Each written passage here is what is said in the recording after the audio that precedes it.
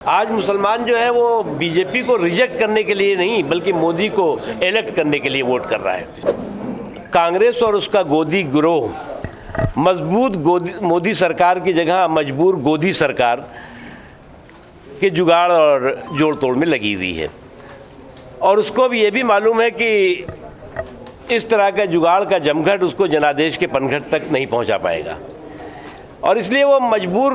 गोदी सरकार इसलिए चाहते हैं कि जो कांग्रेस पार्टी अपने रिमोट का रिवोट उसको बना सके और इसलिए जो है वो समाजवादी टीपू और सामंती सुल्तान के बीच में सत्ता का संग्राम, सपनों की सत्ता का संग्राम चल रहा है और ये सपनों की सत्ता का संग्राम ठीक वैसा ही है कि ख़ानदान अनेक और ख्वाहिशें एक, मुंगेरी अनेक और सपने एक और सपना एक है कि सत्ता के सिंहासन तक पहुंचो। तो जब चुनाव का 24 को चुनाव का रिज़ल्ट आएगा और उसमें 440 वोल्ट का झटका लगेगा तो ये सब लोग कहते फिरेंगे कि मेरे दिल के टुकड़े हुए हज़ार, कोई इधर गिरा कोई उधर गिरा, दिल के अरमा आंसुओं में बह गए, हम तो तन्हा रह गए, यही होगा। भारत जोड़ो न्याय यात्रा पर क्या कहेंगे सर? भारत जोड़ो न्याय यात्रा पर राहुल गांधी जी निकले हुए। देखिए, मुझे क्या लगता है कि इस गठबंधन की गठरी में जितने छेद हैं उससे ज़्यादा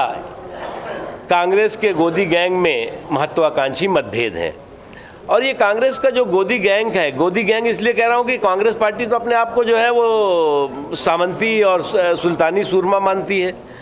तो अपने साथ कहीं पे ईंट कहीं का रोड़ा इकट्ठा करके और कोशिश कर रही है कि कोई रिमोट का रिपोर्ट तैयार करो और जैसे इससे पहले 2014 से पहले जो सरकारें बनी कांग्रेस के सपोर्ट या रिमोट से, उसका जो हश्र किया वो करो। तो आज जो है वो नरेंद्र मोदी जी की इन 10 सालों से स्टेबिलिटी के साथ, कैपेबिलिटी के साथ, स्थायित्व के साथ, सुशासन और समावेशी विकास की इबारत लिखते हुए सरकार आगे चल रही है और आने वाले दिनों में भी भारतीय जनता पार्टी की सरकार ही बनेगी।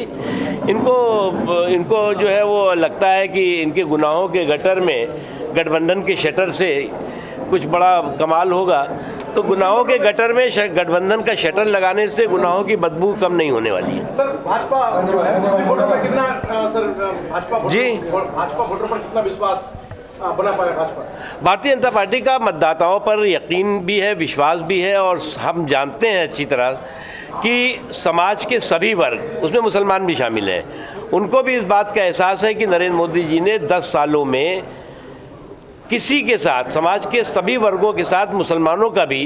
के काम में भी कोई कमी नहीं की, विकास में कोई कमी नहीं की, तो उनके साथ वोटों में कंजूसी नहीं होनी चाहिए। और आज एक बदलाव का माहौल है। आज मुसलमान जो है वो बीजेपी को रिजेक्ट करने के लिए नहीं बल्कि मोदी को इलेक्ट करने के लिए वोट कर रहा है।